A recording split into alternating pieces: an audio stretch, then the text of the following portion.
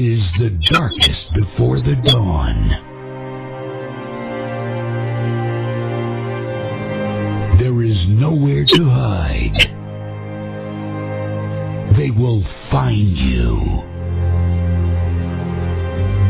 When you thought you were alone, there's only one hope. To find the one who can save the human race. To save Earth. To save them. To save the world for the better. One decision. One weapon. One leader. There's only one woman. She has been chosen.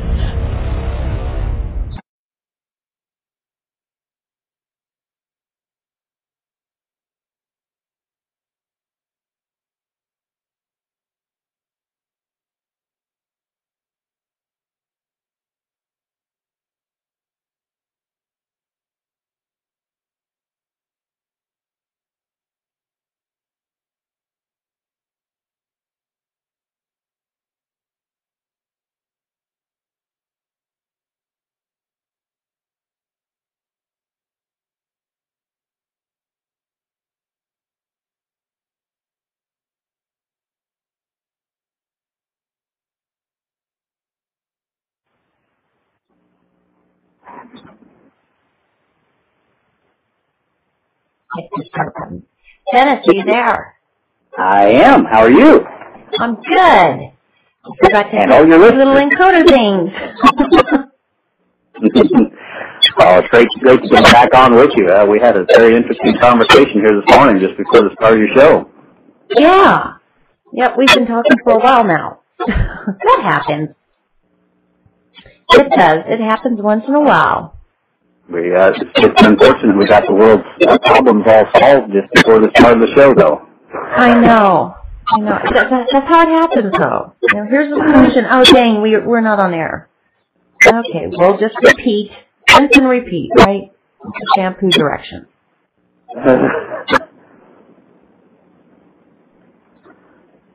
So, what adventures have you been on lately? Well, that is a very, very good question. I have tackled a lawsuit as a pro se litigant, going after what I call a couple that have been some cons and have committed fraud. I have alleged fraud, and I have decided to tip their toe back into the court system in the local courts and give it a test and see what's going with it, and actually have a trial coming up July 1st. So this is really my first go of getting back into the courts a little bit, and you know, I'm looking forward to that. It should be just a day hearing or trial, probably 3-4 hours, so to speak. But I'm looking to do this so that I can speak more firsthand of later and more current modern day instances of what the trials and tribulations in the court system, and be able to relay what works, what doesn't, and be able to share with people. Again, I'm not a lawyer, I'm not an attorney, and I'm not professing to give any legal advice. I'm simply sharing my experiences with people. Whether they take it as a warning, whether they take it as advice, that's totally upon them. But when you have an out-of-control government and republic as we have today, I think this is going to be a better mix and gel to be able to share with people. You know, my book that I wrote, Attorneys Above the Law, it's on the internet, and it's been opened up to all kinds of distribution channels, from Barnes & Noble to Hastings stores to libraries and so forth across the United States now, and I'm very grateful for that, and I've had international sales as well. But I'm simply trying to educate the people, in a a medium that is not readily available in literally any other forums outside of people like April Rain on talk shows and so forth. So I want to be able to share more of my personal experiences so people can not go walking blindly into the court system with a false sense of belief that all lawyers and attorneys are ethical and honest. And I certainly do in my book, Attorneys Above the Law. I state unequivocally there are good, honest, ethical lawyers out there. Not all of them are corrupt, and judges and arbitrators and mediators and so forth. But I certainly would exercise caution when you step into the judicial system. As I understand, you're going to be speaking today on this topic of jurisdiction. And I think hopefully this will blend well with your anticipated discussion today, April, because, who has lawful jurisdiction over issues? I just simply had an issue with some folks who were coming to the neighborhood, and I felt certainly violated what's called business peddlers and solicitation permit ordinances for our local street. And if this case would backfire against me, it should set case precedents against all across the United States that people can come onto your property under false pretense and commit things such as conversion. And another topic that I have picked up recently is unjust enrichment. And these things I look forward to sharing with people. That I think what I want to try to make this millennium jump for everyone is to take these common principle things at your day-to-day business levels and take them on up to the whole global scale or our government to understand this is what's happening in our government. We have people that are taking advantage of the law, or I should say lawlessness, for the benefit of their own personal emolument benefits. And for those that don't know of emolument, April, maybe we want to take the time a little bit later on to share with them what emolument means. And I think this is the real root of why we're in the mess that we're in our society, in our republic, and why our government's totally out of control, why we have a national deficit that's beyond oblivion, and so forth, is when we don't have truth. Penalty of perjury doesn't mean anything. Who has jurisdiction over penalty of perjury anymore? So with that, April, I hope maybe that's not too long-winded of a start off and kick off, but, what does penalty of perjury mean? Who has jurisdiction over that anymore? Police, lawyers, judges? Who in our society has jurisdictional authority over penalty of perjury? Well, for the penalty of perjury part, specifically with IRS, and I talked to you about this earlier, you sign that little form under penalty of perjury. And especially with the IRS scandal that has come out, they don't have to live up to a certain standard of having their records completed or anything like that. But if you pull the same stuff they've pulled, wow, you are going to end up with armed IRS agents at your door or at your business. And, Was it on your site, or did I see some other sites on Facebook that had a beautiful little poster posted? It said, if American citizens lie to our government, it's a felony. If our government lies to the people, it's politics. Yeah, or a mistake. Yeah. It's beautiful. I thought that was beautiful. Who came up with that was great. Yeah. It's so true. Yeah. So, who has jurisdictional authority over penalties of perjury? Like in this case that I have this trial hearing coming up here on July 1st. It's like our local police department are charged, and this is something I'm going to bring up, is it's called the Title IX Business Peddlers and Solicitation Permit ordinance. And it says under like 9-110, it says, the duty to enforce it. It says, who? All policemen. It doesn't say all lawyers or attorneys or judges. It doesn't say that. It says all policemen. But you know what?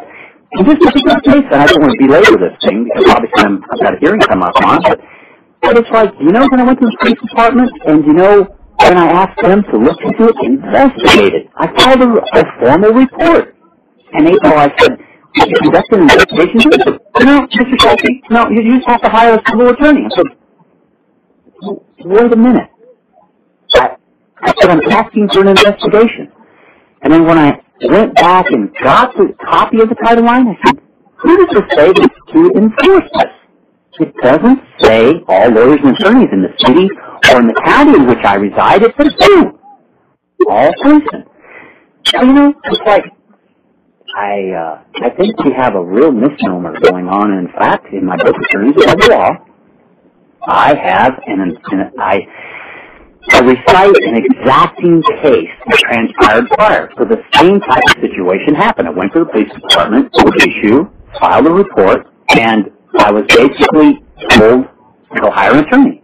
But it's nothing that the police department will take care of. Well, an issue actually transpired from our location here to an out-of-state location. So what I did, I woke up in the middle of the night just thinking about this, and it wasn't quite right. Jurisdictional authority, as your topic is on today, and I called the local police department there. And sure enough, we jumped right on it, April. By 9 a.m. the very next morning, an individual was in handcuffs and taken to jail and held incarcerated until a hearing came up. I got all the data and I cooperated. I didn't pay one dime of lawyer's fees, mind you, because this was a criminal offense. It was deemed criminal versus a civil offense. It was deemed criminal in another state. It was deemed criminal locally by my local police department. Long story short, when the trial came up, the man was found guilty, spent 3 years in prison, was ordered restitution by the criminal courts, and will remain on probation until that last dollar, including interest, is paid. I think this is a real topic of discussion of who has jurisdictional authority over law. I think you're on the script when you said, yeah, you're having a show today. And I said, sure, I'd love to come on and talk about it, because these are the root things, I think, that where our society is not paying attention. We're being too entertained on too many other colorful television and media dramas. And of course, who isn't interested in IRS doing unlawful, literally or targeted audits on conservative movements and groups and so forth when they leave the liberals totally alone or pretty much alone. So, I think this all tends to fall into play together. And so I am honored to be able to come on and hopefully give a little bit of insightful viewpoint. And I would like to respectfully ask all the listeners as well is to think about this for just a moment. Who does have jurisdictional authority over penalty of perjury? What's civil, what's criminal? And even taking a step back in time, where did the segregation come up between civil fraud and criminal fraud or white-collar fraud? And immunity to specific classes like lawyers, where try filing a lawsuit against a lawyer, go to the police department and try filing something against a lawyer and tell me that they don't have special privileges not afforded to the average American citizen, and tell me that doesn't fall under against the original founding forefathers' intentions in the original 15th Amendment when it said there shall be no titles of nobility or honor. And just go to a Black's Law dictionary and look up the definition of titles of nobility or honor. And you will see, in fact, it does clarify that those shall not be granted, or anyone should be granted, a title of nobility or honor not afforded to any and all other average citizens. And I don't think it's a stretch of imagination to understand that we have a whole boatload of that going on today. Okay. Oh, yeah. Well, just teachers alone, they get tenure. Yeah. So that right there should start, perking up eyes. Yeah, you know what? There are some great teachers out there. There's a lot of really bad teachers out there. And you can't fire them. They got tenure. Yeah. The minute we start passing out pensions for government jobs, I don't mind a pension, coming out from, the guys who work at the steel mill or whatever. That's fine. That's a private corporation. They can do whatever they want. But the minute we've got these pensions coming out for those government employees, whether they're elected, appointed, or hired, that's where we hit the slippery slope. Yes, isn't that for sure? On the back of taxpayers. Yeah. The difference. Yeah. And folks that love to, blame the president for all these different things. But when it comes down to it, the president is a revolving door.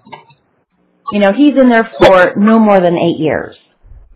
Mm-hmm. Congress, on the other hand, didn't, Ted Kennedy basically die sitting in his seat? Sure did. Ron Paul, how long was he there? 3 decades? So I prefer to call it having fossilized in your seat.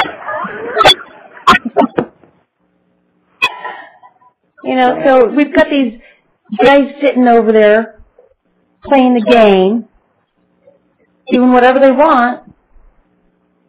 There's a reason why there's the word incumbent. Mm-hmm. There's a reason why it's so hard for anyone to beat an incumbent. And these friggin' congressmen, they're the ones who are supposed to be writing the laws, but they pass that off to whatever lobbyist or special interest group or corporation or whomever. They pass that off to someone else, just like they pass off the coining of our lawful tender. They pass that off to the Federal Reserve. Oh, thanks a lot. You're doing your job. What am I paying you for?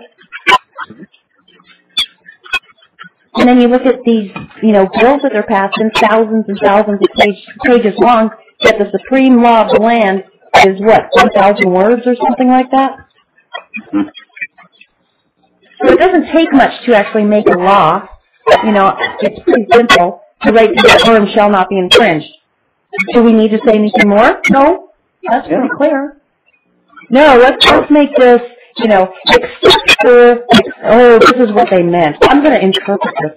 I don't see the word interpret anywhere in the Constitution.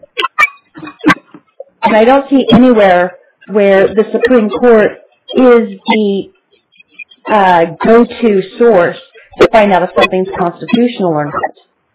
Mm-hmm.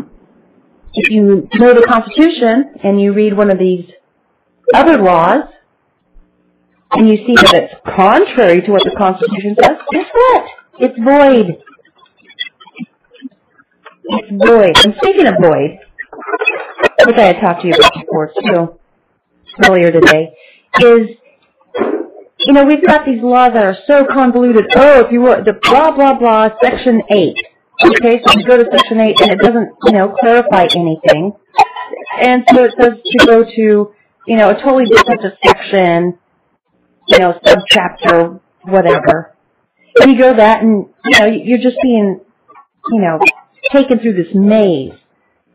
There is a doctrine that's very well established, and it's called void for vagueness. Because these things are supposed to be written to where the average person can understand it. Boy, is that ever been violated. Yeah. I would love to see people start, using that. This is void for vagueness. Therefore, there's no jurisdiction. They have no standing. And I'll see you guys later when you actually get me on something where there's actually a victim who will witness against me.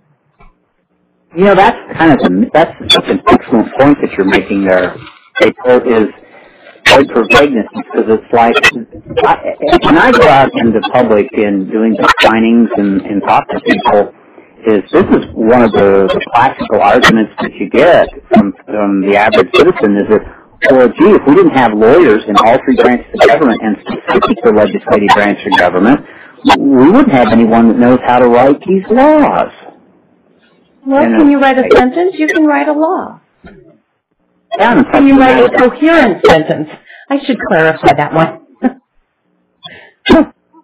Yeah, when I was talking before the call, it's like, excuse me? But look at all of the teachers that grade and write essays, and there were the history teachers and historians and all the books that are written and so forth.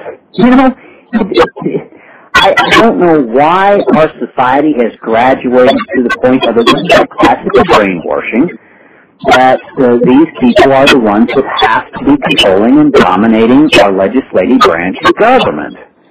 And you just have a classical point here. And as well, I think this lends to be able to justify how you have 80,000. Well, I've heard that's 80,000 conservatives. I've heard it's up to 120 to 130,000 lawyers in Washington, D.C. What do?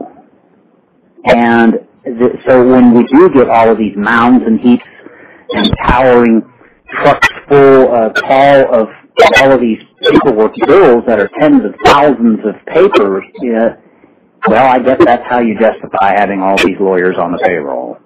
And of course, April, did you happen to hear a while back? It's been probably a month and a half, 2 months ago, I would guess. Fox News came out with a little segment called Boomtown, I believe it was.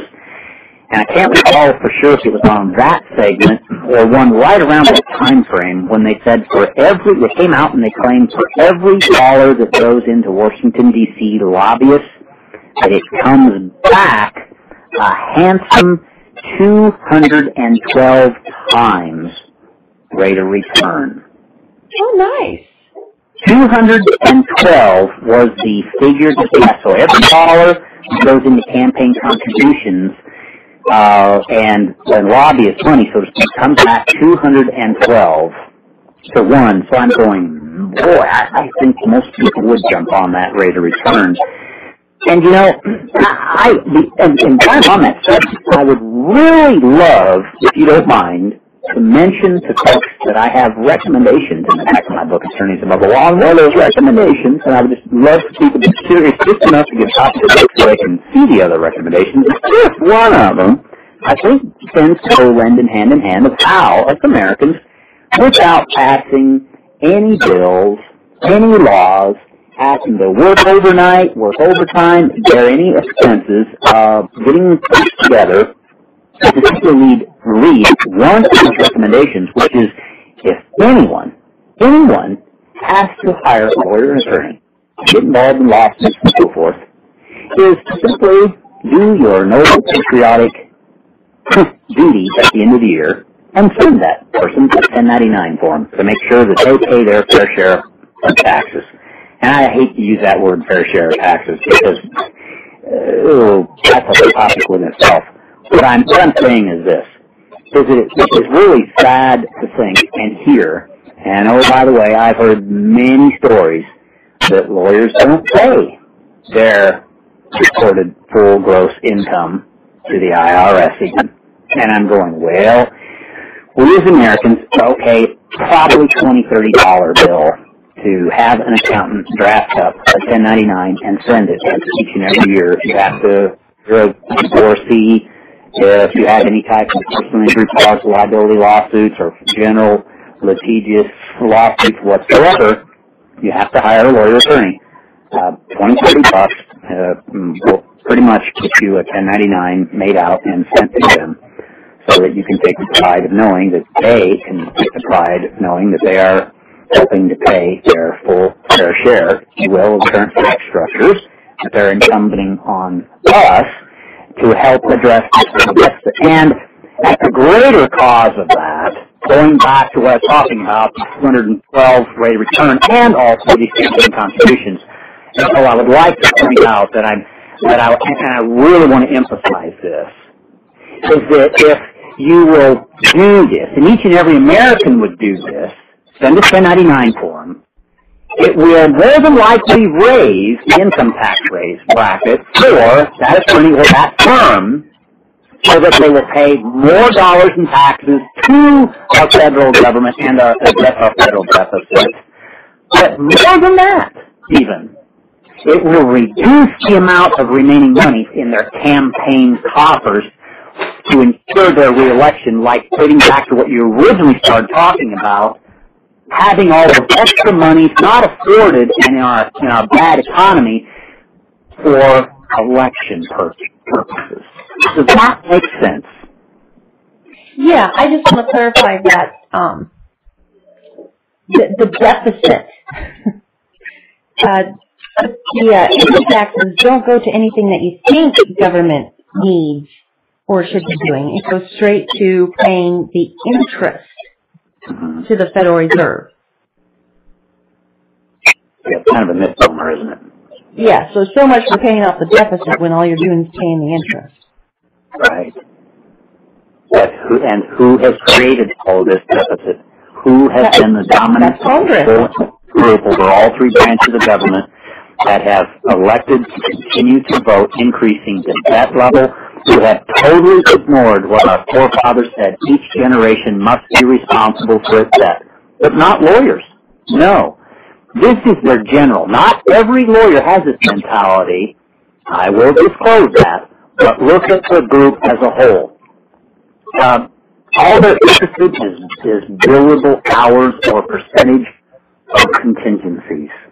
And it's like, that mentality, April, I just don't think it's unfair. I don't think it's unreasonable. I don't think it's illogical to stop and think, yeah, maybe it is that mentality, that lawyer, attorney mentality that has infiltrated all three branches of government, that's raised and continues to raise the debt ceiling, that's continued to spend recklessly out of control. Let's ignore what our founding forefathers said, that each generation must be responsible for its debt, because we're having a field day up here right now. We're grabbing and grasping all of the emoluments, and God, I hope and pray that we're not too far above everybody's head, not understanding the word emolument, because it's in our Constitution, and it has been exposed enough on your show alone, let alone many other talk shows now, and it is in the original 15th Amendment, and it is in our current Constitution of the United States, Article 1, Section 9, last paragraph before Section 10, for those that don't know. The word emolument, go look it up. It would almost be disgusting not to know it by now. This is why these people want control of all three branches of government, for the emolument, the beauty and the benefit of the emolument. Yeah. Thank God people like April Reigne there are certainly roaring and exposing this. Well, there is no way the majority of people, even the, full-time listeners, know what emolument is, because the same majority of people actually think they vote for the president, when in the Constitution it clearly states the electors from the states vote for the president. And how many electors are there? Depends how many senators you got in your, how many representatives do you have in your state? That's how many electors you get. So if you have 2, you get 2 electors. If you have 5, you get 5. Mm-hmm. Well, we've heard enough about the electoral process. Well, yeah, it's again, that takes us like, yeah, but even with that, even with voting for the president, it still takes us right back to Congress, because on the day that they are to count and certify the electoral votes, that means they're actually supposed to be sitting there counting, making sure that, Rhode Island just didn't say, oh, our electors said this, and then hide the piece of paper behind his back. No, they're supposed to be looking at these, counting them and certifying them. Wait a minute, this guy, didn't he die last week? When did he make this vote? They're supposed to be certifying that this is somebody who's eligible to be an elector. Mm-hmm. And all it takes is one objection that will force them into doing what they're supposed to be doing. One objection. Nobody in 2008 objected to the count certification, and nobody this past election did that. One objection, that's it. One. Oh, wow. Yep. So, who was around as a congressman in 2008?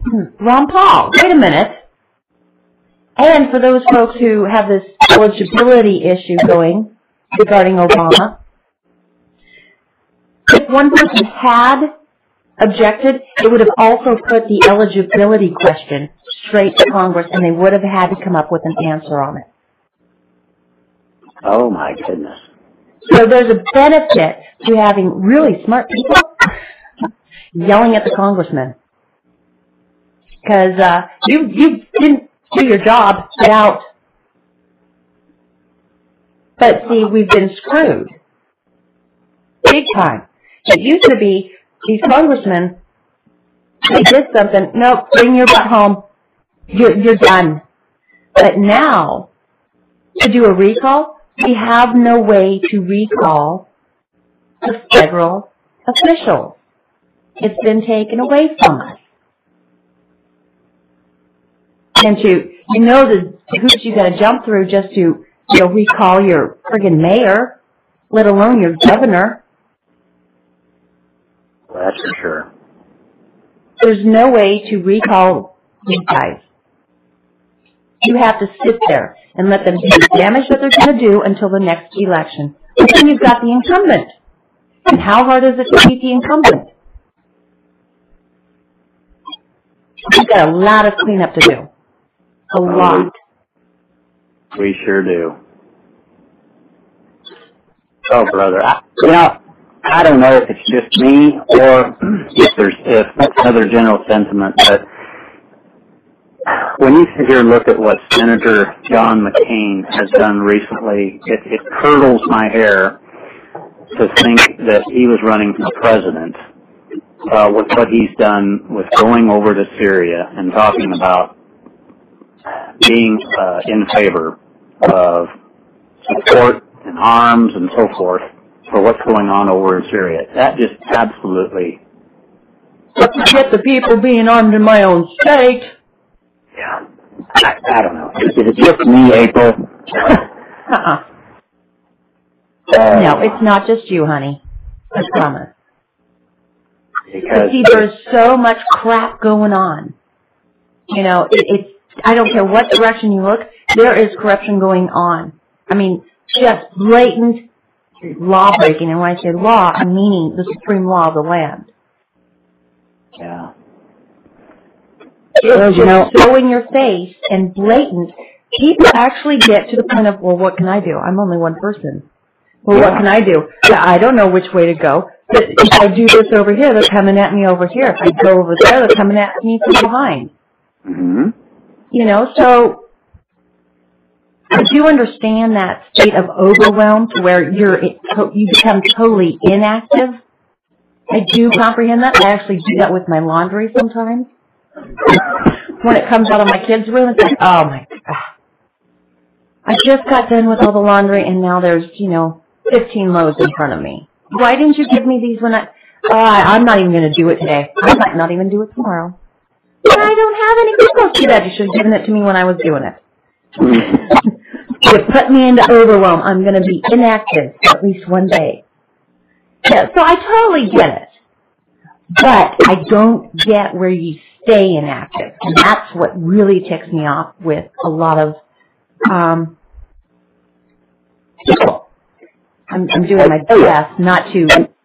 And when people like yourself, pardon me, when you put people that are active like yourself that are continuing to expose factual information, and something I would like to bring up is how can you remain just so quietly inactive when you learn about things like Solfex, S-O-F-E-X. If you go onto YouTube and just type in Solfex, S-O-F-E-X, and this has been several months ago. I'm thinking 4 months ago, maybe 5, it just came floating around to my email that Solfex, it's a facility that, if I recall, off the top of my head, there's like $200 million that came from the taxpayers of the United States to go over, I believe it was the country of Jordan, and they built this $200 million, it's like a military defense expo that I believe that they had 85 countries that come together, all 85, if you will, including allies, foes, the whole 9 yards. I mean, they said there was Chinese there were Iraqis there, Italians, British, I mean, you name it. 85 separate countries that come together to have the top military, strategic, and tactical weapons display. And they have everything from helicopters to ground-to-air missiles, things like that, all kinds of things like that. And they said, I don't remember the amount for sure, but it seemed to me like they said they came with blank checks of $500 billion to write orders to purchase. And this was so strangely and derangedly bizarre that we were sitting here talking with the people, the very own Al-Qaeda, back and support people in rogue countries that hate our guts, that would love to just blow us away if they see us in the presence of any street, whether it's Afghanistan, Pakistan, you name it, wherever, Syria, or wherever. You know, Americans are hated around the world. And these people are writing checks to equip their helicopters with these air-to-ground missiles and laser-guided things and all these latest technical and tactical military. And so interesting that the commentator had two ex-retired military guys, younger guys with them that spent time in the military and went over with them. There were two guys. And I don't know how they got in, but they did, and they were going around and they were filming, and they would go up to some of these booths and they would say, oh, where are you guys from? Well, we're from America. Oh, we can't talk to you. And they would back away from the camera. And then the two American retired military guys were ex-military. They said, yeah, this is the blank and blank stuff that they're using to blank and blank kill us with. And I go back to people being inactive.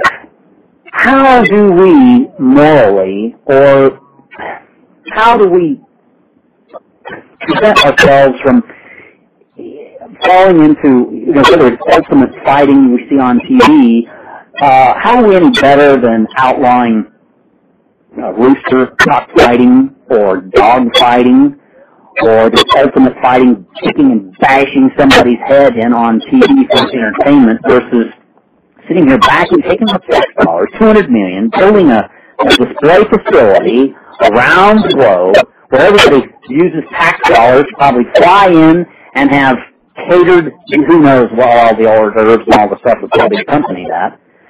All this top tactical military stuff used to kill our own military people. Mm-hmm. April, and then the people continue to sit and just go, oh, I didn't know that. Or all our 535 congressmen and women, I'm sure they know about it. SOFX. S-O-F-E-X. Again, S-O-F-E-X. That's my recollection. And when you find it on YouTube and you play it, it was a fairly lengthy video. I can't remember how long. It was like, if I recall, it was well over 30 minutes or something like that. But it was detailed and up to the point. How can people learn, acknowledge, understand, and then just continue on about their days and not say anything about this? Just knowing this thing is happening. I think it links back to how people can know and understand that I teach, you teach, we educate the people that the original 13th Amendment to the Constitution, and then when you look at the Federalist Papers, when you learn about people like Mary Webster, who is, yes, part of the Webster Dictionary family, she spent I called her up, I found her, I called her up, and I talked with her. She spent 4 years of her life interpreting the original Federalist Papers, which is very difficult to understand. She put it in the Federalist Papers, Modern Language Edition 2 by Mary Webster. And it's like when it clearly talks about the separation of powers, checks and balances doctrine, and we talk about these things, April, and when we clearly talk about lawyers dominating all three branches of government, how can people know when they learn these things? And it's like, they'll take my word for it. They'll take April Rain's word for it. They'll get a copy of the Federalist Papers. Modern English Edition 2 by Mary E. Webster. She calls herself, underneath her name, translator/editor. United States Constitution, all 85 Federalist Papers. Expanded Universal Federalist Papers Index. And don't trust me, go get a copy of that. Go get a copy of, go to your local state library and archives library and ask for the archives of the original 1984 American State Papers, and ask them to bring it out to you. They'll bring you, a white set of gloves and a metal stencil, and then ask, or turn to page 477 and 478. Again, don't take my word. Go do this. Go do it. Don't take my word. Don't take my word. Go do it. And then go get a copy or search on the internet for the original military law book, 1825, by Truman Cross, the author, Truman Cross, who was authorized for publication by the Secretary of War, John C. Calhoun. And again, don't take my word. Do the research yourself. So you don't have to believe me. You can believe yourself. And go turn to page 16 or 13 and look and see the original 13th Amendment to our Constitution of the United States. And see if it doesn't say what Dennis Scheulke and April Reigne talk about there shall be no titles of nobility or honor in there. And if anyone's caught giving any of these emoluments, benefits, gifts, pensions, they shall cease to be citizens of the United States. Well, again, don't take my word. Just don't do it. Don't take my word. Don't believe me. Go do it yourself. And then you satisfy yourself. Or you can do what April Reigne is basically, I think, logically and justifiably complaining about, being inactive. If you want to complain about why the United States doesn't have jobs, why our federal government's out of control, then remain inactive. Don't trust anything we say. And then don't pout when the United States impales and implodes. The value of our dollar literally gets stricken away like the value of the peso did several years ago. And when we don't have money to buy gasoline and there's no food at the grocery stores and so forth, and then all of the people on the lap of luxury, the few at the top that have their monies and so forth, I don't know what's going to happen in April. I don't know. But when they implode... I think folks have forgotten that, or don't know, that the Depression was done intentionally. Everything you see happening has been done intentionally, and there's facts.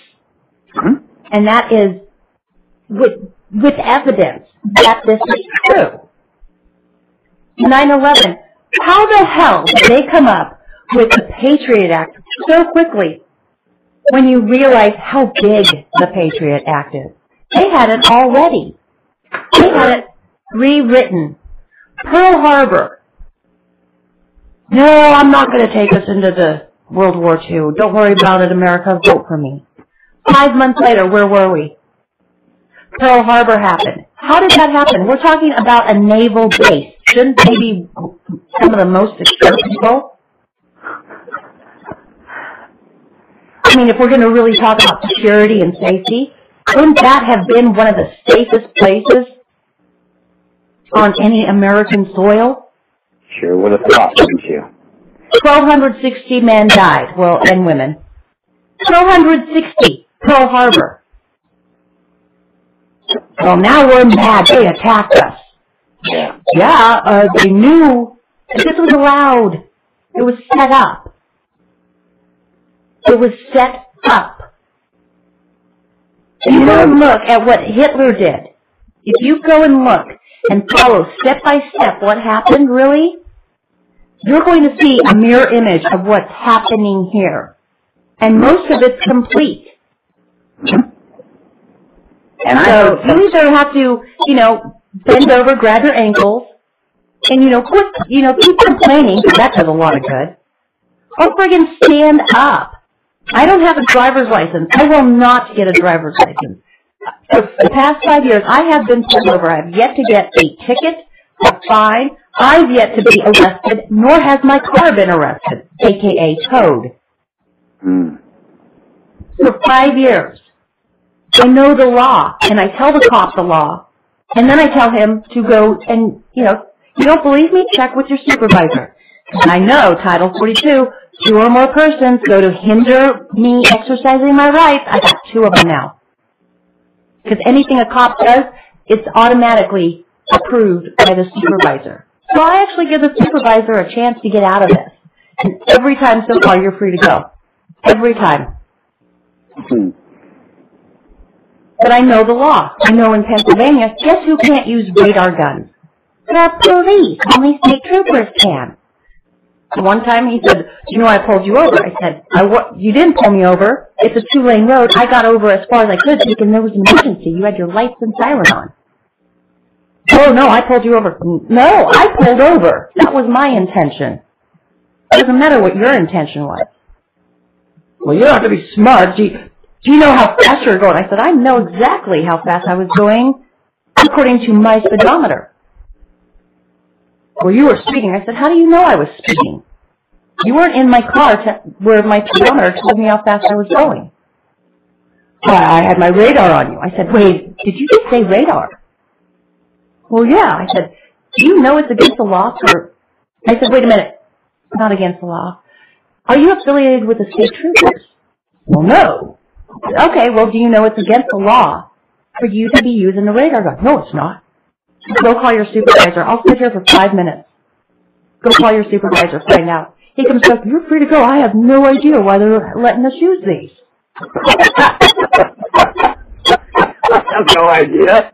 Yeah, I mean, and I kind of felt bad for the kid. He must have been, less than 26, 27. And I actually kind of felt bad for him because I understand where they're coming from. They have no idea who they're actually pulling over, who's in the car, what's going to happen. Because, in training, you're hyped up on, you're going to get attacked. Wow. So, then, I start popping off with, I don't care what your intention was. My intention was not to pull over. My intention was to get out of your way. Did you ever give him a golly Gomer moment, huh? Yeah, I actually did kind of feel bad because he couldn't have been on the force for very long, but he was just absolutely befuddled. What? I don't know why they're giving us these. But maybe the next time, when he goes to park where he was parking, which was in someone's private driveway, by the way. I didn't get into that with him. I did that for the other cop. The one with the big mustache. That asshole tries to get me all the time. Oops, sorry, I cussed. He does, and he's pulled me over 4 times, I think now. 3 or 4. And I give him a what for every time. And it's really great when I see him out at the local bar. He won't even look in my direction. Awesome. Yeah, I think I could actually walk out of that bar totally plowed. He wouldn't even touch me now. I'm not going to test that theory, though. I'm not going to test the theory. Yeah. I've actually been pulled over going into a bar, if you can believe that one. Into? Yes. I have been pulled over while I was pulling into a bar. So what was the motive behind that one? Apparently I was speeding. And I said, okay, great, let me see the clock that you got me on. Well, you can't see my car. You can't see my car then. And then it started raining, and I had to be outside of my car because he just was not trusting that I didn't have a weapon nearby. I said, dude, you have no idea. I've taken self-defense classes. There are things I can do with it. With a simple ignition key that would amaze you. Ah, these guys. Yeah, I've been pulled over pulling into a bar. Yeah, and after that, I did get plowed, and I threw my keys to a friend and said, you're driving. Because that cop was sitting outside the whole time. I'm like, no, I'm getting plowed now. It was quite funny. Walked out, and he's watching. I'm going to my car. He's watching, ready to get me now. You idiot. I know your plan. I'm getting in the friend seat. That's what I have in my car, a friend seat. I don't have a passenger seat. Nobody has ever paid me to take them anywhere.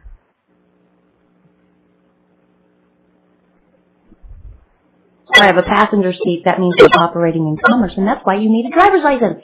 Mm-hmm. You're a passenger on an airplane. See the difference? Yeah. I have a friend seat. And I'll teletalk that, too. Mm-hmm. I don't care. No. You're the one who doesn't understand the law. How can you enforce something you don't understand? They get all mad at me. That seems to be coming out a lot all over the United States now this year. The difference between a passenger being a paying fare passenger instead about second time. Yeah. It's amazing that hasn't addressed in any kind of legislative laws and so forth to address that inadequacy.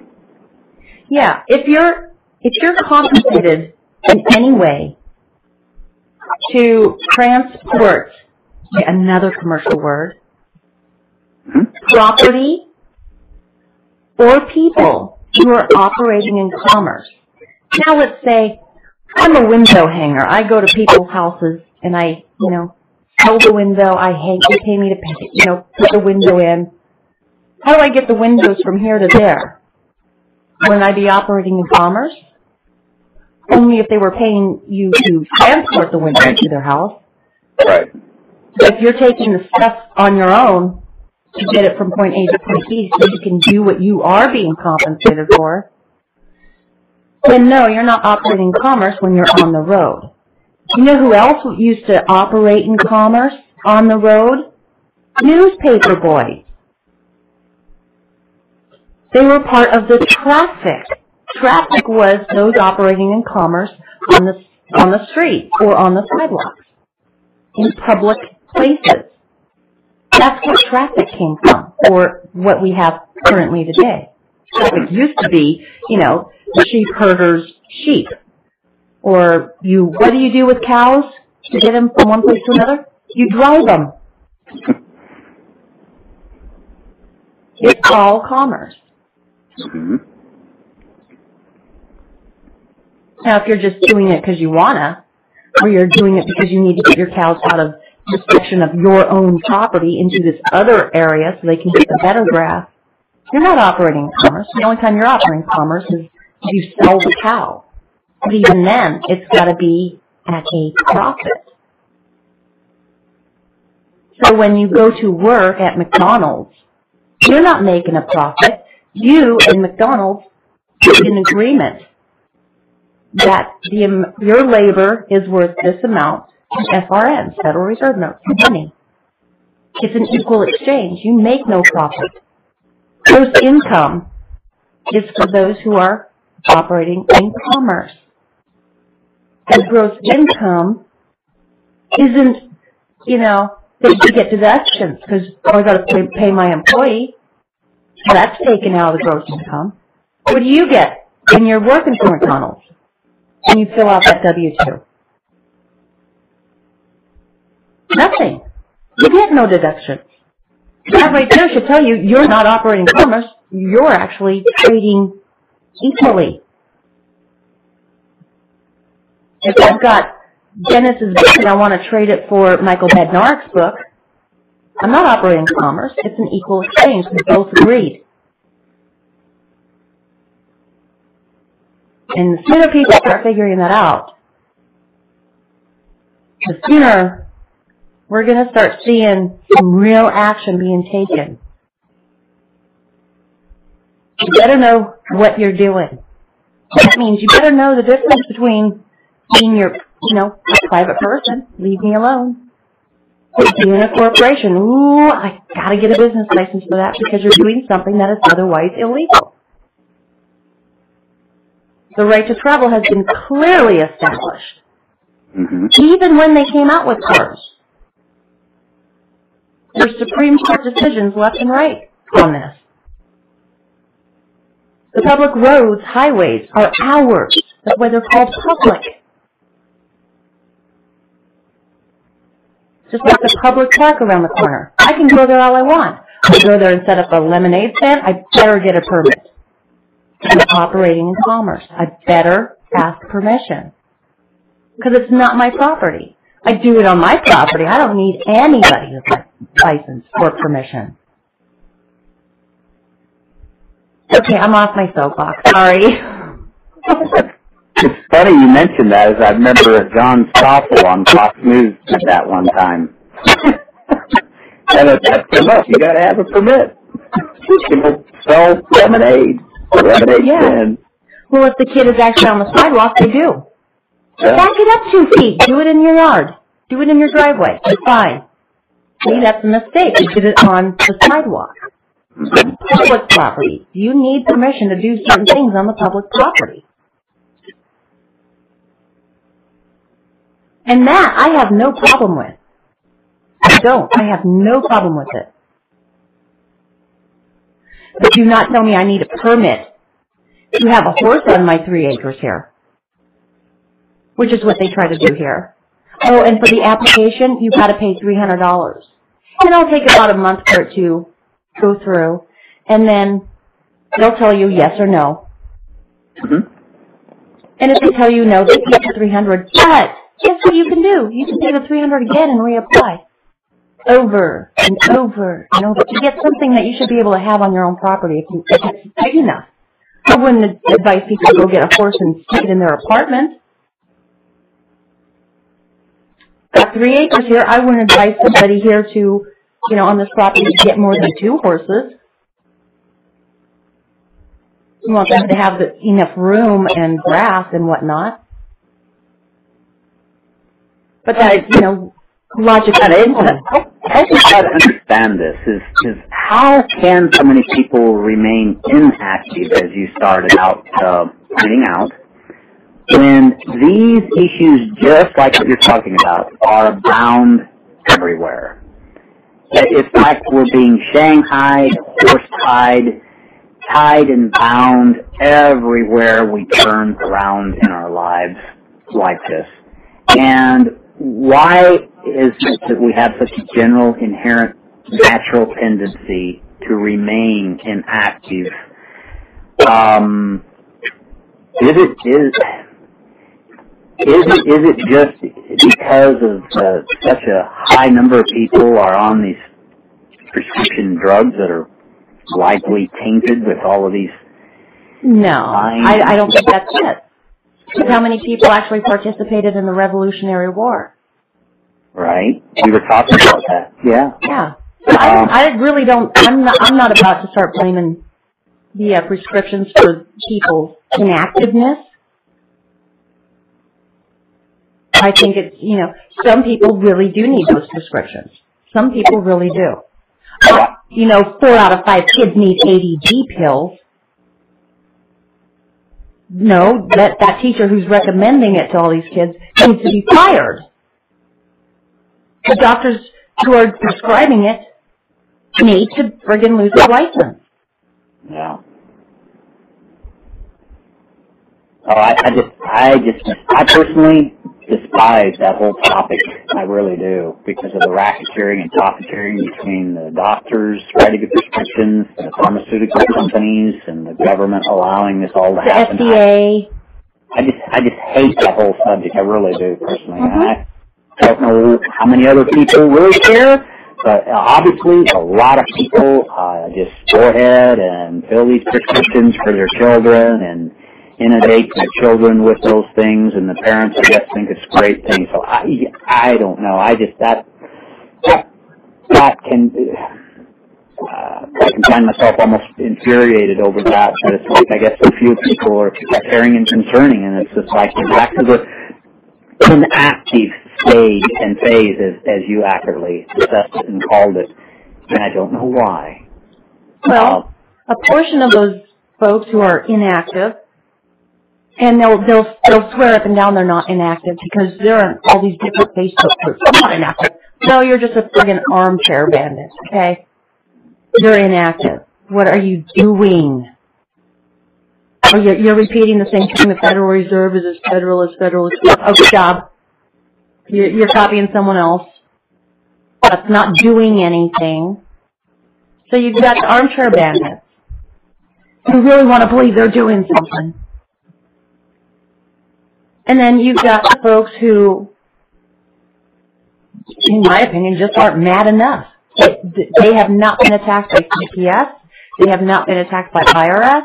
They haven't been attacked by, certain things. You get a ticket, it's easier to pay it. You got those folks. The other inactive ones, they really don't care. As long as that football game's going to be on every Sunday and their team's winning, even if their team's losing, now they got a valid reason to complain about their team or the coach. It's the coach's fault. It's the truth. As long as American Idol and Dancing with the Stars and the Kardashians are on, it's all good. It is.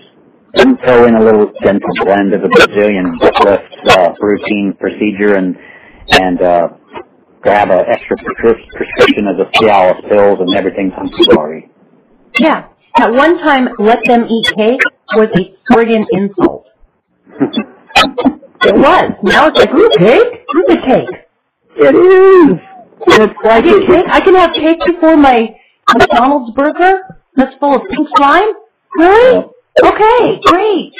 Actually, I'll take that back. McDonald's quit putting pink slime in their chicken nuggets and their burgers. They actually quit doing that. So kudos to you, McDonald's. You finally, I guess enough people got wind of it that they actually quit using it. Burger King, on the other hand, is still using it. And we were driving by, and my kid said, "Don't get this sign. Oops, I ate the bones." Because they have these boneless wings. And I said, it's a play on words. They are eating the bones. They use the pink slime. The pink slime's made out of the chicken beef bones and everything else. Oh. It's a play on words. You are eating the bones. They're telling you right there. You're eating bones in our food, in our chicken wings. Because it's really not just a wing. They're telling you. She's like, okay. Yesterday she was talking with her friend. She said, "Mom, I think you're right. It is a play on words." She said, "I saw a play on words," and I can't remember what it was now, somewhere else. And she was like, "It was telling the truth." And I said, "Yeah, it's always in plain sight." And a lot of people say, "Oh, that's really funny, huh?" But it is in plain sight. Everyone likes to complain about Agenda 21. It's being implemented here. No, it's not. It's the Lazy Act that's being implemented here. The Lazy Act is actually the ground of which Agenda 21 was built upon. You call it the Lazy Act? Yeah, L-A-C-E-Y. Lazy, okay. It was passed in the year 1900. And that sucker has been amended so many times, I lost count. I couldn't even keep up with it. It's right there. Go Google 1900 Lazy Act, L-A-C-E-Y. Okay. Start reading it, and you'll be going, wait, this is Agenda 21. Nope. It was the ground. It was the basis for Agenda 21. People like to say, oh, the Geneva Convention is not. No, guess what was the ground for the Geneva Convention and the Hague? The Leader Code from 1863.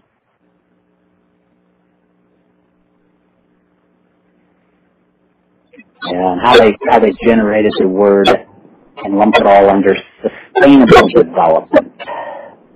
Yeah. Which a lot of people don't understand what that means. Yeah. Well, the Environmental Protection Agency is working off of the Lazy Act. The EPA is a department agency under the executive branch. So is the Department of Energy. So is the Department of Education. And then people wonder, how does the president have so much, how does his arm reach that far and all this stuff? It's because of these agencies and departments that are under the executive branch. Guess who approved all of this crap? Congress. The Department of Energy has cost us billions and billions and billions of dollars. The purpose of it was to get us off of relying upon foreign oil. Wow, I did a great job, didn't you? Shouldn't you be shut down by now? Department of Education, wow, you're doing a bang-up job. No kids are left behind. They're all working now. Good job. Shouldn't you be shut down by now? Mm-hmm. You can't start a business because EPA is going to be up your yin-yang. Mm-hmm. If Carnegie was alive today, there is no way he could have gotten his steel mill industry gone. No way at all. Yeah. If the EPA was around today, there is no way, or even Department of Transportation, which is under the executive branch, even EPA and DOT, there is no way Ford could have done what he did. No way. They're taking our ability to be creative and just throwing it down the toilet. America doesn't even have a damn company that makes yarn. Yeah. That should scare people. We're talking about yarn. I see plenty of sheep around. Yeah. And they get shaved. I see them. Now they're skinny. Mm-hmm. Where's that wool going? Mm-hmm. It's being exported to be made into yarn. And then imported so that we can buy it. Does that make any sense, especially if you're going to be worried about global warming? Or, climate change. The Canadians, you know what they do? They have this, their fish, their cod, right? They catch it. They ship it across the Atlantic to a place to have it filleted and packaged and then ship it back to the Canadians to eat. Mm-hmm. How's that help for your climate change, Mr. Canada? But you want everyone to start riding bicycles. Yeah, and our jobs and all this, and all these inactive people that you're referencing and inferring. It was about 2 weeks ago that I pulled an ad out of our Tennessean newspaper. I was shocked. It was in regards to, in Venezuela, someone got caught hoarding 2,500 rolls of toilet paper, which is deemed in Venezuela a scarce, staple commodity, and no citizen has the right in Venezuela to hoard such a scarce commodity. And I posted that ad on my Facebook, Dennis Scheulke, Scheulke, and you can go to it if you like. It's on both my personal, if you will, and the Attorneys Above the Law section of my Facebook. It's Scheulke. And April, how many people would be so inactively naive to think that as we continue to employ the value and strength of our American currency, so-called the dollar, who knows how long it's been called that, to think so naively that what happened currently, or as of recent, in Venezuela, will not happen here, because, like you said, we don't have a yarn manufacturer here to convert wool to yarn. As well, when I moved here 20 years ago, where I currently reside, by Nashville, Tennessee, there was a glove, Glove, a glove manufacturer that went out of business and moved its factory offshore. If I recall at the time, it went to Mexico. The doggone it, like you said, is yarn, or gloves, underwear, toilet paper. Mm-hmm. Come on, folks, in Americans, how much more do we have to learn or to lose, like the Canadians, catch the fish? They go all the way across the pond to get filleted, packaged, they ship back. Like half of the population sits here doing dodo work. I'm waiting for my food stamp check, and all the rest of the government handouts to show what remaining working class are working their fingers to the bone to accommodate what's right, what's moral. Have you ever gone to a national park or even a state park where there's animals and it says, signs, don't feed the animals? They will become dependent upon that. And then if you stop feeding them, if they get hungry, they become volatile and vicious, and they attack the people who are giving them food. Do they not? Why is it the inactive people that remain inactive? Why can't we see what's happening in our society today? You stop feeding the birds, the animals, the bears. Well, what do? They come swooping up in your backyard, in your trash cans, looking for food, and they get your back doorstep with any opportunity to come inside your home. And all of a sudden you're being attacked. And it's like, and then people think it's entertainment to see these things happen on TV, on, I don't know, whatever they call them, desired bloopers, or they call it a funny video, things, whatever. It's like, this isn't funny. This isn't funny. I marvel at that. I'll confess I was born and raised on an agricultural farm, 10 miles from any town. You learn about the ways of nature, and yes, we raised cattle, we raised pigs, livestock, we raised row crop, we raised alfalfa, we raised oats, soybeans, corn, we had our own garden, we had our own sweet corn, potatoes, tomatoes, onions, watermelon, muskmelon, peas. We raised all these things in our garden, and my mother actually canned these. You know, used a high-pressure cooker thing and used little glass jars when I was a kid. And yeah, I knew what it was like to have to go out and pull off a few ears for the family and shuck them and husk them and prepare the sweet corn and stuff so Mom could, boil it and have it as a meal.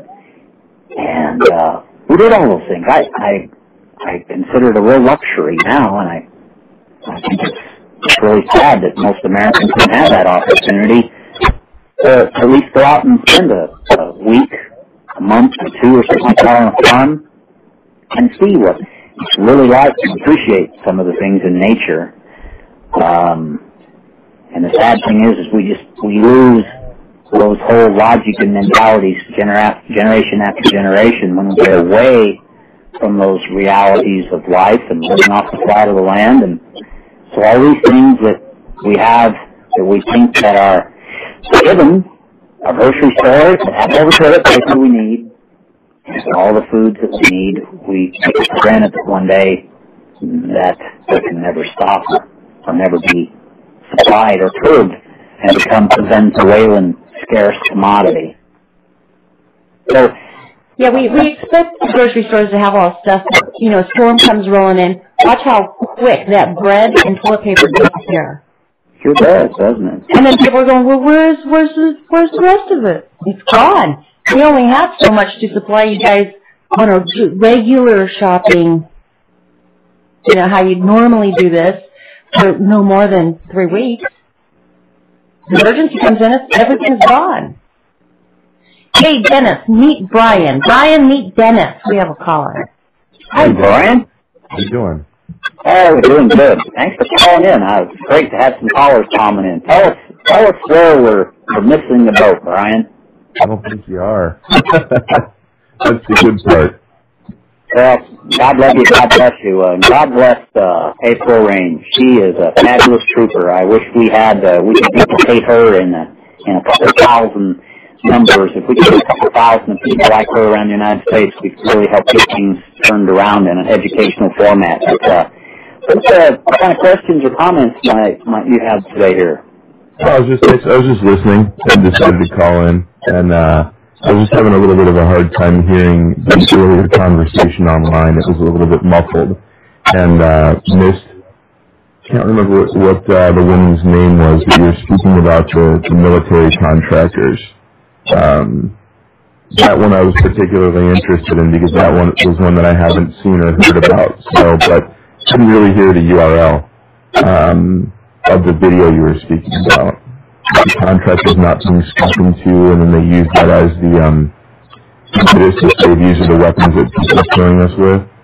Yes, that was Scheulke, Brian. It's SOFEX, as I recall. It's SOFEX. It's in like capital letters. Okay. And I don't recall what that was an abbreviation for, but that was that $200 million complex that was built on, I understood from the video, on American tax dollars to display all of these things to be purchased all over the world to use to kill people all over the world, including our own military. Yeah. It's actually... Oops, sorry. Go ahead. No, I know about the exhibition, but you pointed at some particular video in specific, and I was wondering what the URL to that was. Gosh, I don't remember. Yeah, I'm drawing a blank. I was thinking that was the only one I referred to, the SOFEX one. All right. Maybe it was just so muffled that I thought it was the URL, but it was really muffled from my side, so I was just curious. Yeah. Well, that's all I recall mentioning was the SOFEX one.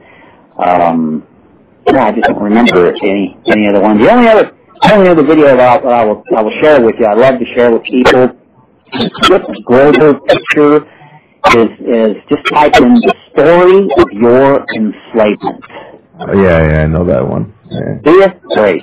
And it's only like 15 minutes long, but that is a phenomenal one. Once you watch that and see that, the story of your enslavement, so you walk away understanding we're nothing but expendable human livestock. That's all we've ever been. Yes. And doggone it, once you see that, I'd be hard-pressed to understand how we as a society, a republic, we the people, after what our founding forefathers fought and died so profusely and set up a fabulous, wonderful republic, how we can contently or passively just sit and watch what's happening to America unfold. And Brian, this is why I went through 11 years of literal fraud and terror and horror and wrote this book titled Attorneys Above the Law. And this is why my background is agriculture, and I went into manufacturing and industry and had a dual industrial plant management background. I'm also a commercial pilot. And I always loved to try to solve problems and help put, it's called man, materials, machines, and methods, bringing those all together, resources. And before Paul April was talking about, the steel mills, Pennsylvania, waiting for those people, something is waiting for those to come back and get started back or have a job and income. As we've watched America go from, we talked earlier about the Great Depression, through the rise through the Industrial Revolution. Goodness, what happened through the roaring 40s and 50s? And then we seem to plateau out in the 60s and the 70s, the complacency falls in, and this ties in with my book, Attorneys Above the Law, chapter number 3, The Root of It All. Alexander Fraser Tytler, back in 1790, called it right. He has what's called the fatal sequence of every nation and every society, and I was lucky I found that right during the time that I was writing my book, Attorneys Above the Law, and I quoted it again. I was so fascinated with that because Alexander Fraser Tytler had it right. He was both a historian and a theologian, and he tied that in so eloquently and accurately well as he lists through, going from bondage, inspiration of faith, and to address and have a revolution. Well, of course, we went through ours. When we made our Declaration of Independence, what happened? That led obviously to a revolution. People stood up, they fought, they died. They stood up and they fought and died for what they believed in. They wanted freedom. Obviously, they got it. But it was a hell of a price to pay. For my French, but it was. And for anyone to sit nowadays, complacency-wise or inactive-wise, as April very accurately targets that correctly, it's like, it's just, before colleagues and I was talking, I said, I have heard they say there's as many as 1 in 6, so 1 in 5 Americans goes to bed hungry every night. And I'm going, how many more, what higher percentage are we going to have to get to 2 and 5? Those that get hungry every night until enough people start banding together and say, look, what's going on in our society is wrong. You know, we have peasants, if you will, who look at the story of your enslavement 15-minute video with nothing but, you know, expendable human livestock.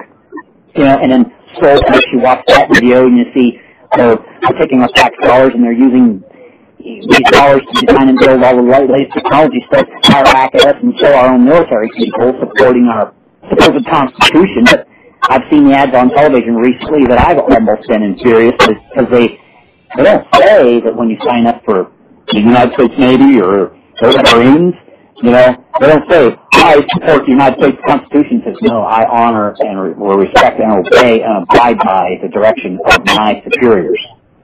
Oh, it infuriates me. Because the Constitution should come first. Right. Because the Constitution's, you know, and then they talk about defending us against domestic and foreign enemies. And my goodness, you don't find anybody outside of April Rain that does any more than April Rain that identifies our enemies domestic. And I join in with that. I support that to the nth degree. Go ahead. That's the sad part, is that we have more domestic enemies in our government than we do any foreign army. You know, I mean, people don't want to admit that. Yeah, this is the thing. This is why I wrote this book, Pennies of the Law. And, hey, I call it rid of, in my opinion.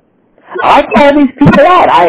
I should probably even come right out and say, I consider these people tyrants. They committed treason. They certainly violated my citizens' lawful rights to due process. They curbed evidence in a normal and should be a standard fashion of your right to due process of law. The prosecutor lawyer, I alleged fraud. Oh, they said, there's absolutely no evidence whatsoever. Excuse me? I had a 3-inch 3-ring binder. Well, it's clear false evidence. And I said, I offered absolutely no evidence whatsoever to the contrary. Oh, it's in my book. This is the new America. People talk about Hitler, you know, Gestapo, and, well, and I will expand upon that. What Hitler's talking about, you look back in history, and during that time, warriors were a very large, integral part of the movement, as I understand, with the Nazi organization. And actually, that's what we have here. Now, again, we must preface, not all warriors are crooked and dishonest and unethical. Oh my goodness. Ruth Ann Hall, took her down in my beautiful land of Florida. She sure is a good old patriot coming out and criticizing the system. Ruth Ann Hall. Check her up on the internet. We have other lawyers. Let's take out on the East Coast there. I can't say his name here right now. His name is escaping me. Oh shoot. The talk show host out of like New York. It'll come to me in a second, but we do have lawyers that are stepping up to the plate and calling out. Okay, let's take Ted Cruz, for example. They accurately call out the issues that's going on with the IRS and so forth.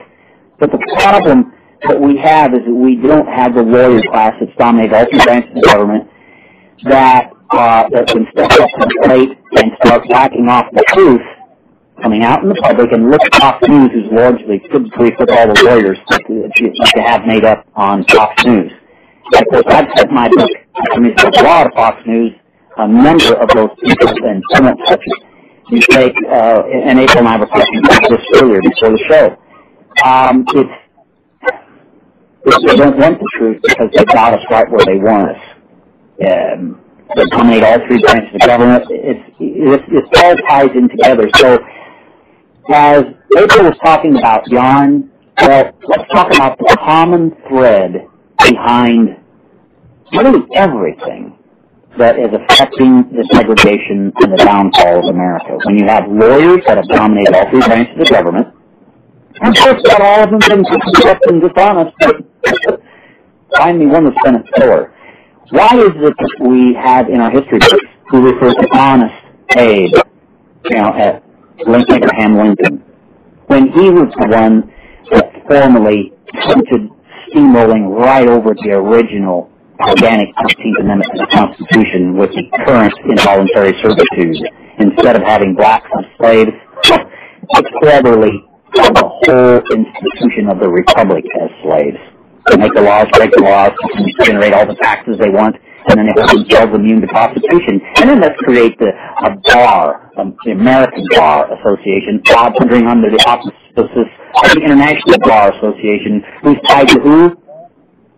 Crown. Yep, Crown.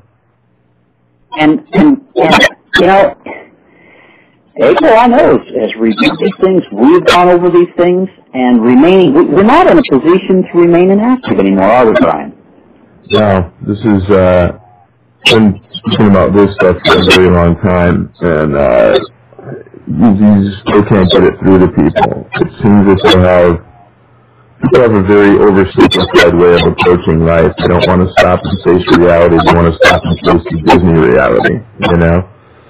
And it just seems to be that's the way we are. It's just for a long time, I think we're a slave species. We're meant to be slaves, and there's very few of us who fight for freedom. And those who are enslaved look at us and think we're insane. You know, just back in the 1800s, the slaves looked at the free ones and thought they were nuts, the ones who were fighting for freedom. You know, and that's happened all throughout civilization. They accept their servitude, you know.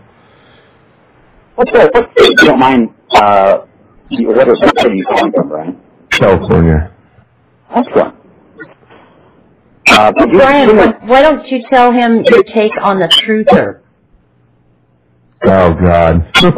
Oh, you want me to get started on that one again? Yeah, I think Dennis will end up agreeing with you.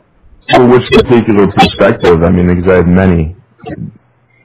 I mean, basically how, they're ineffective. I'm going to put it nicely. Well, yeah, they're ineffective for a lot of reasons, but, I have a particular issue with the truther movement, and that is that they are exactly like the people who believe the mainstream media. And that is that, I can give you an example. I can give you a bunch of examples, actually. And, well, April, you have as well with, we'll just say, don't be a Catholic, right?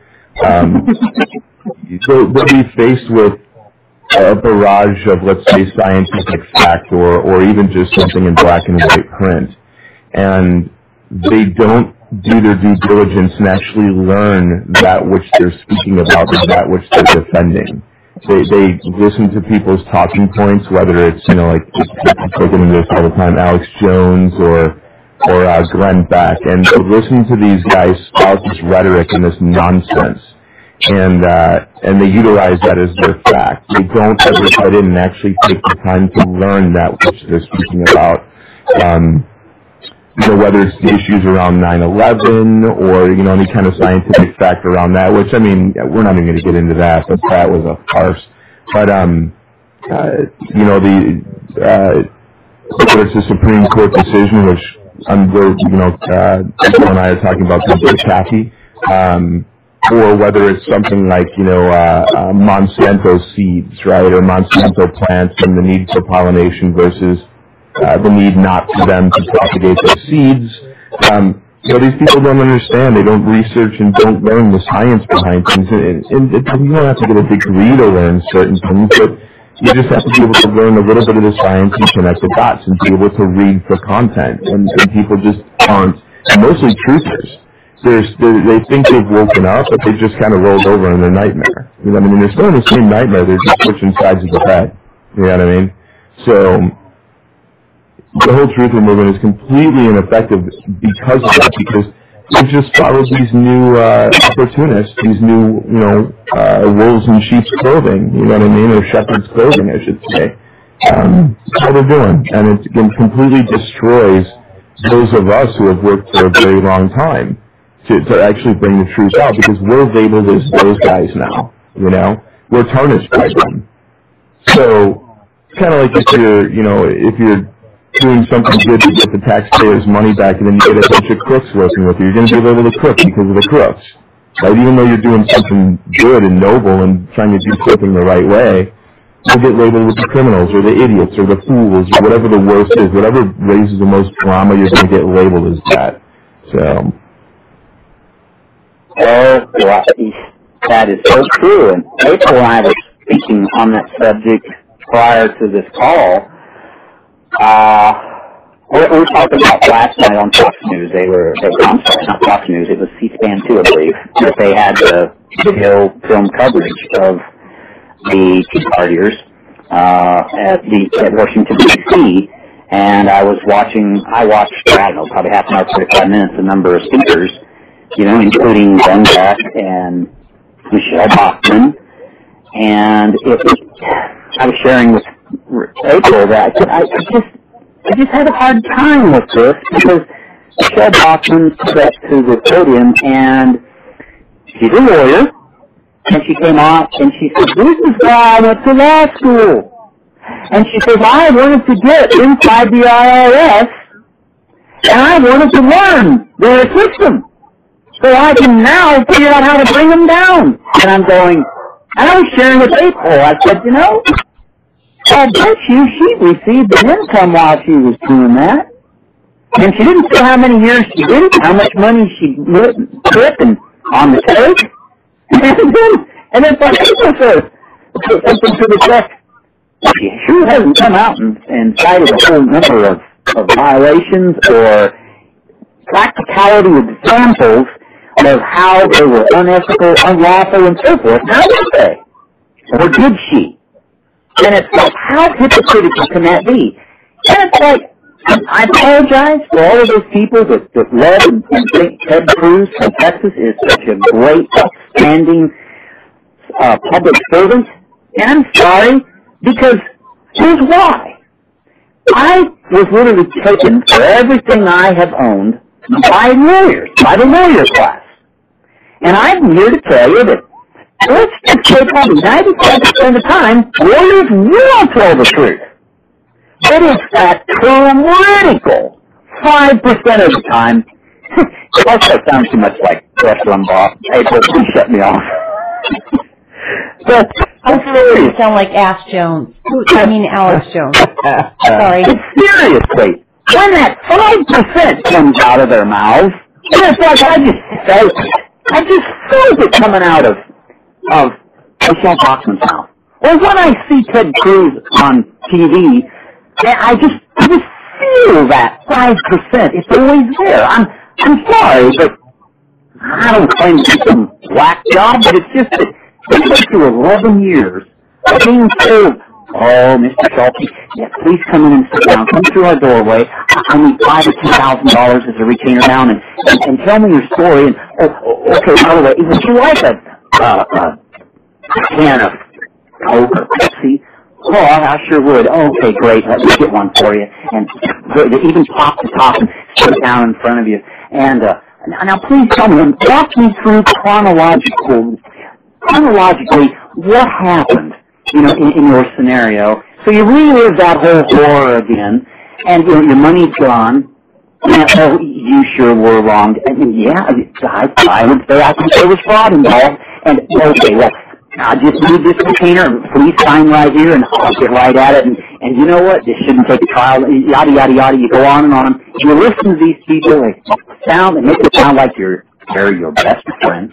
They're sitting there in these illustrious, high-rise, domed, apartment-looking kind of, fine, fancy office complexes, that are drawing a high rate of lease rent. And the ultimate end result doesn't matter if they win or lose for you. And it's like this same mentality when you go through and you live this personally.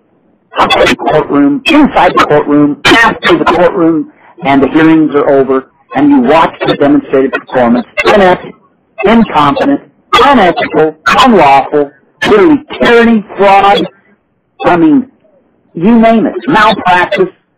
You stack it in a lawsuit against them, and then when they rule against you, as an American citizen, you just can't offer any evidence as an American citizen because you don't have a law. education or background or degree.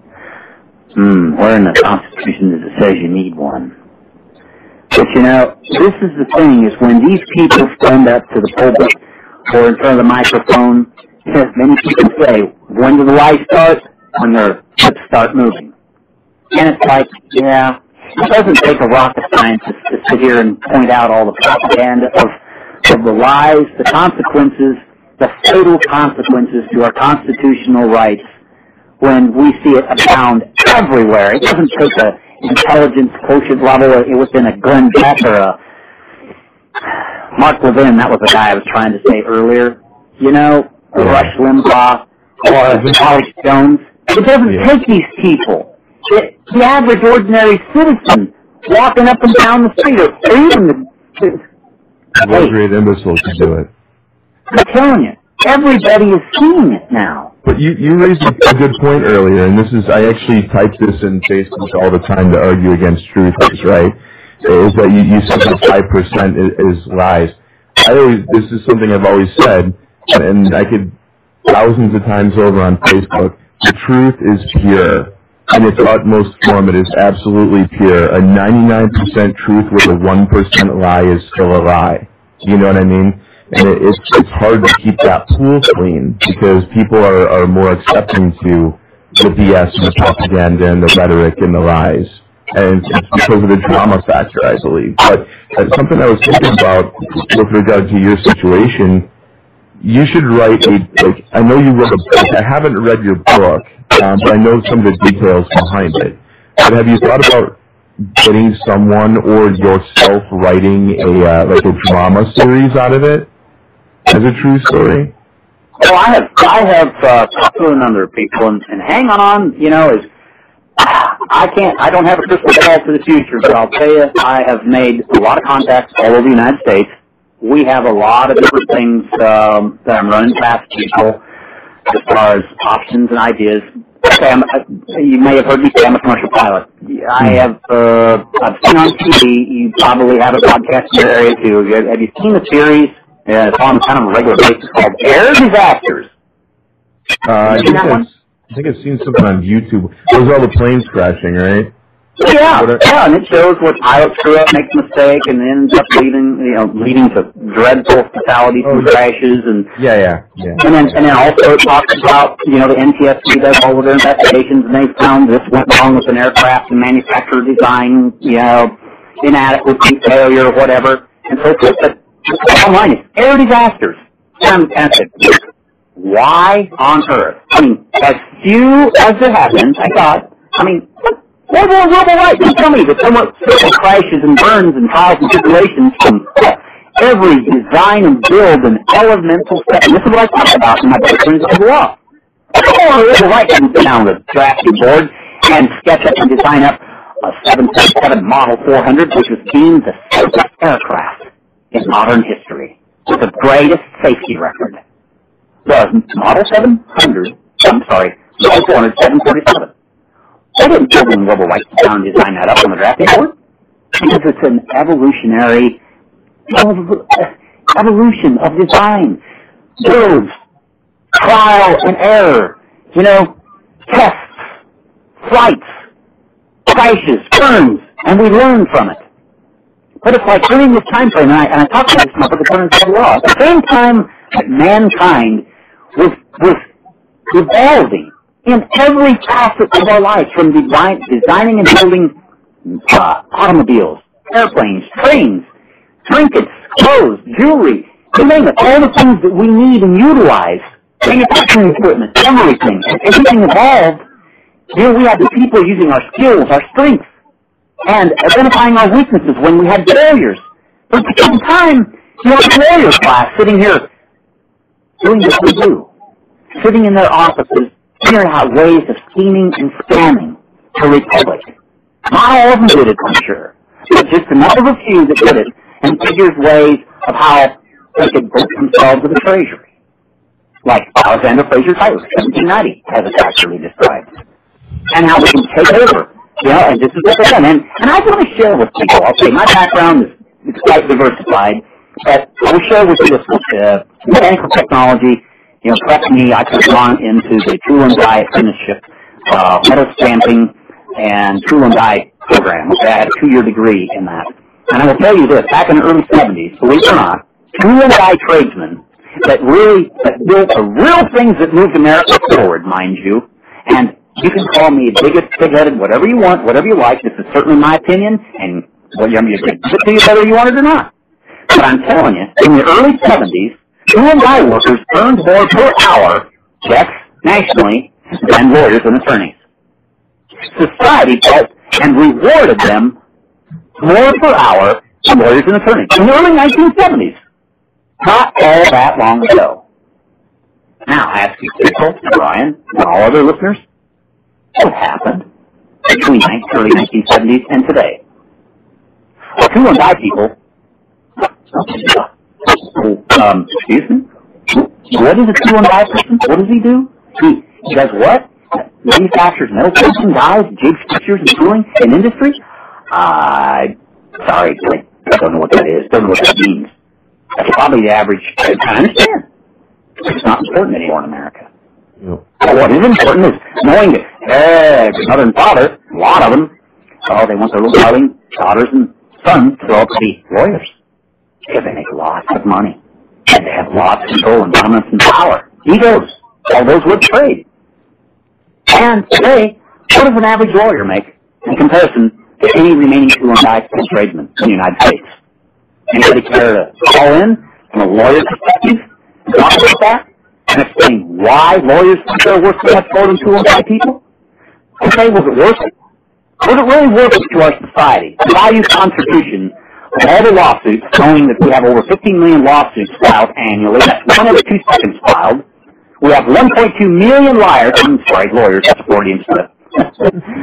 And we have lawsuits cranking out another 40,000 liars. I mean, lawyers, it just rolls off so easy off my tongue. I keep doing that, I'm telling you.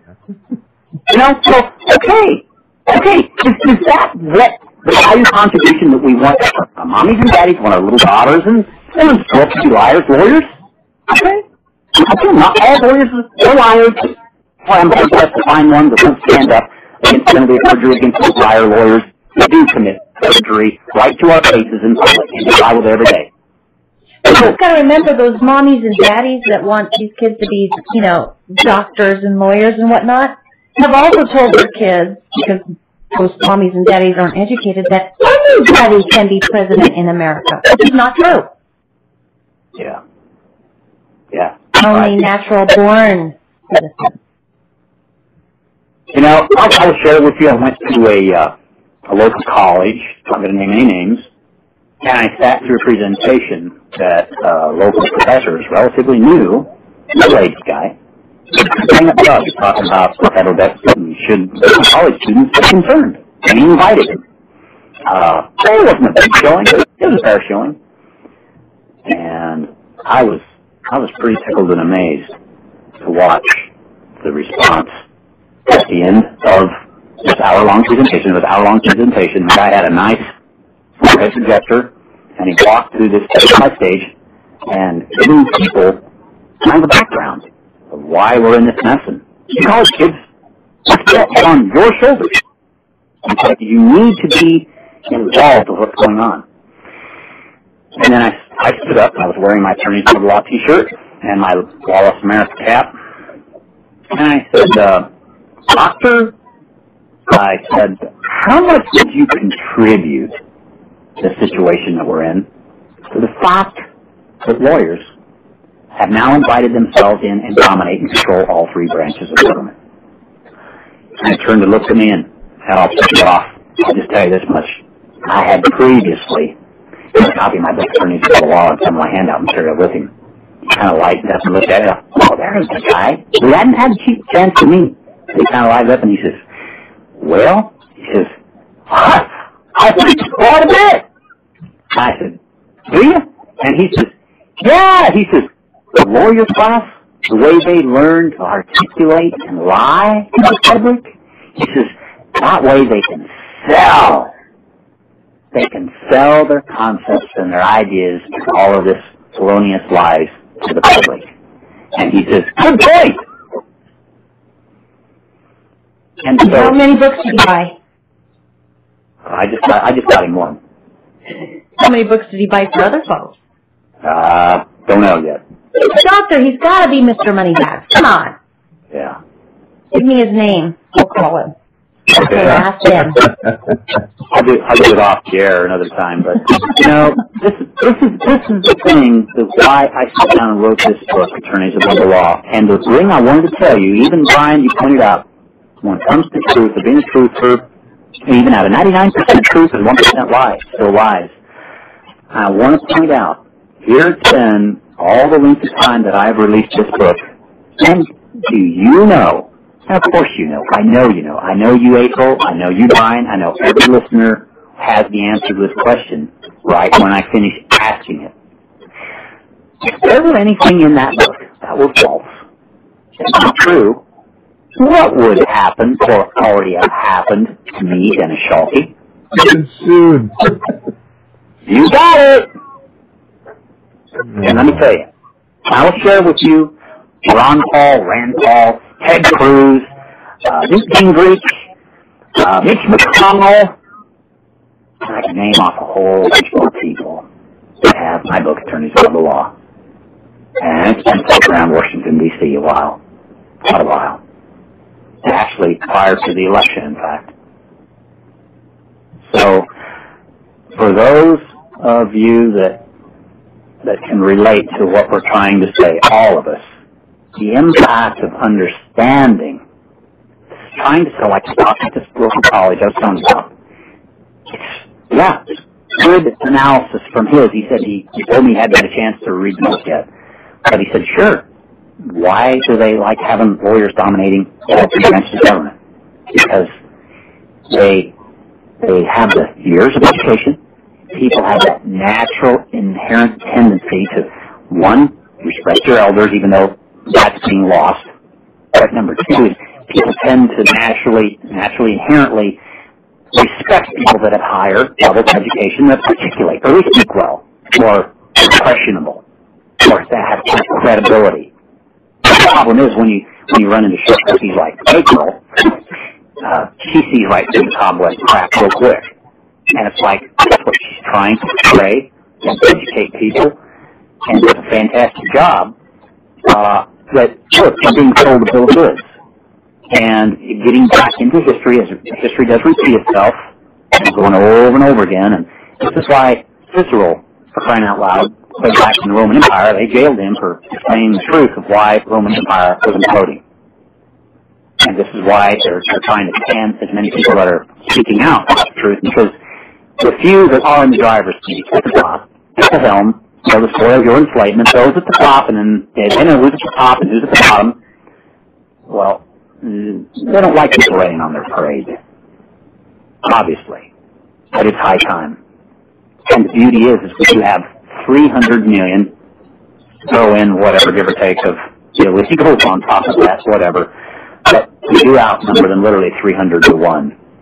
300 million versus, we'll call it 1 million lawyers, give or take.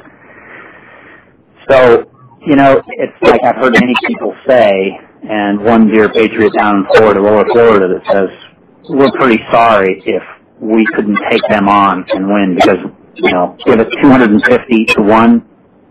But it's like April says, when we have this degree of apathy and this inadequacy to sit quietly and silently, we're sitting here with a lack of luxury of a ratio. But the problem is we have 50% that are content with the way things are. But we've got to be getting close to tipping the scales when people either get hit directly in the pocket with Brian, and this is the thing, in California, God knows we've heard enough of what's going on with California's financial status. Nancy Pelosi carried that mentality on in the helm of the government, and she did a great job of seeing, that mentality was carried over, and Harry Reid did a pretty good job of backing and supporting her. And then you have Chicago politics now infiltrating the government. I'm from originally. Does it? Yeah. But we are. When I go out in the public, and I do mean, there's always positive and hope, and I will. We're going to just share this as well. I don't mind saying this. I was going to tell April this, and she said, hold that thought before you come on. A week ago, this last Saturday, I did something I've never done in my life before, and I was going to tell April about it. She said, hold it to the show. Oh, here it is, April. And it was special to me, and it was more than anything, brought tears to my mother's eyes. I called my mother at 7 a.m. Saturday morning. A little earlier than normal, but yeah, I like to get up early and take a walk, and I like to play a tune that once in a while, Glenn Campbell. Yes, Glenn Campbell. With all these wonderful songs and, throwing in all these negatives, still there was one song that has now come to mean a lot to me.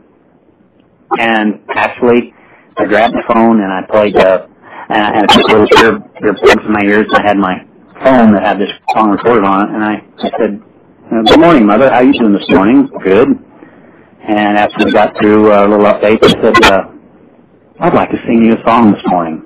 Really? She said, I'd never done that before. And I said, yeah. I said, you remember me talking about songs become so impactful in my life now, and I'd like to share it with more and more people. And the title of the song is Christian No. Meaning, from the lyrics you might think, no. Christian No? But for those of you, I would love to have you research. Don't take my words or don't have me embarrass myself singing it for everyone on the air. But it is a fantabulous song that has great lyrics of talking about, first of all, ignoring or turning away Christianity. And then, the lyrics of the song are so impactful that I'm almost tempted to give you some lyrics on it, but I'd almost rather have you just Google it, and I'm sure you'll find it anywhere on the internet. Glenn Campbell, the song Christian No. And he basically talks about, I know, I must confess, we've left the world in a mess, but you can change it if you try and do your best. And then in the end, he switches from Christian No, and will grow, Christian grow. And in the end, he sings very, very vibrantly, Christian yes. Yes, Christian yes. And the thing is yes, I know we must confess we've left it in a mess, but we can save it if we try and do our best.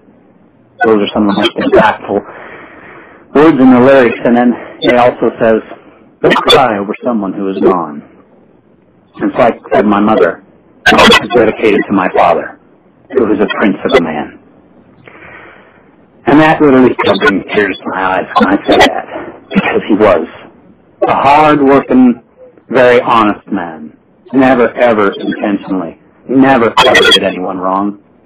He wasn't a liar.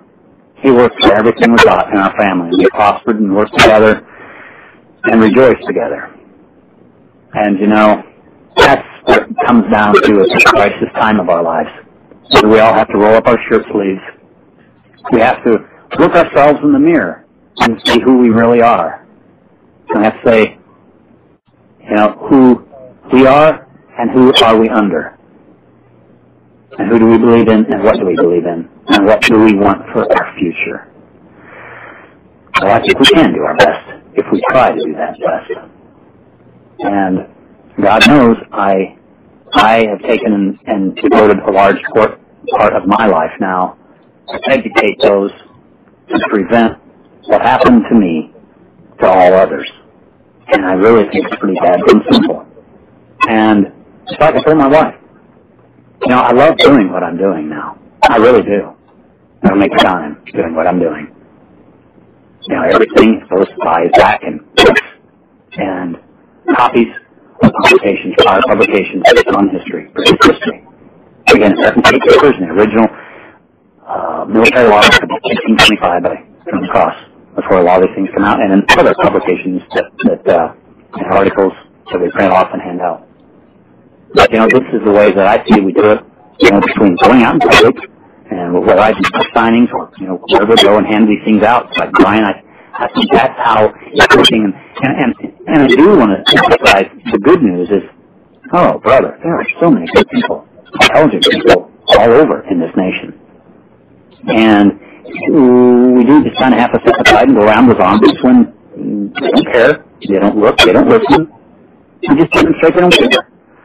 But that doesn't mean that there aren't other good people just right behind them, right around, through the doorway, down the hallway kind of thing, because there are. That's the beauty. And that is America.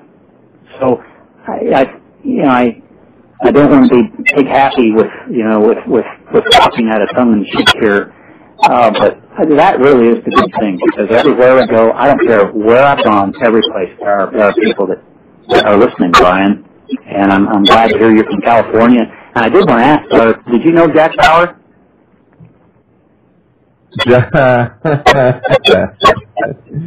I knew somebody similar. Okay. He didn't save the world every 24 hours, though, but he did damn good work. Yeah. Well, it's amazing how you take somebody like Jack Bauer, shot up to the United States' fifth largest talk show host, and died and passed away. Oh, I thought you were talking about, I'm sorry, I thought you were talking about the Series 24. My bad. Sorry about that. Oh, yeah, well, he was pretty cool, too. I'm sorry. No, yeah, I know who you're... Yeah, I know who you're speaking about. Sorry, that was it was one of those things, that name just... Good. That was a prominent series, that was for sure. Very impactful series. But, it just amazed me how you have the United States' largest talk show host in the past. And, boy, we didn't see anything on any national news whatsoever. And, that man just speaks the truth. And he talks about his own personal experience of how he and his family were jailed and treated by the local police department and so forth. Unbelievable story. And, we're talking about these inadequacies going all over the United States, and this is I don't know if you heard earlier, I've got an upcoming trial on July 1st. And it's like, it's like this, but I hate to regurgitate this a little bit, but I'm just going to do it one more time. It's like our police department has so frustratedly backed off from going after enforcing the law on so many cross stances, whether it's civil, criminal, ordinances and violations and so forth, because the courts are just so inconsistent. And the police have become so frustrated, and so we can see a side of that too, and I do see that, but I do have to feel very good when the police do prosecute and do their jobs, and any kudos to the police officers that do stand up and do their jobs, and if their pay rates and compensations, that many of them feel that they're underpaid, and I do feel some of them in those categories as well too, but I tell you what, if we get back to the basics in life of the truth, that is where we're going to really make inroads to start cleaning up our society. And I don't know if all the other listeners feel the same way, but I just can't really stomach to watch anything on television anymore or the newspaper, because it's also tainted and so much of it is untrue. I don't have a feeling that we are being told the truth. Just like the unemployment rate, we know that's not true. Hey, I hate to interrupt, but we're going off air in 25 seconds. I hate to do that. Yeah. So, Brian, you got anything to add?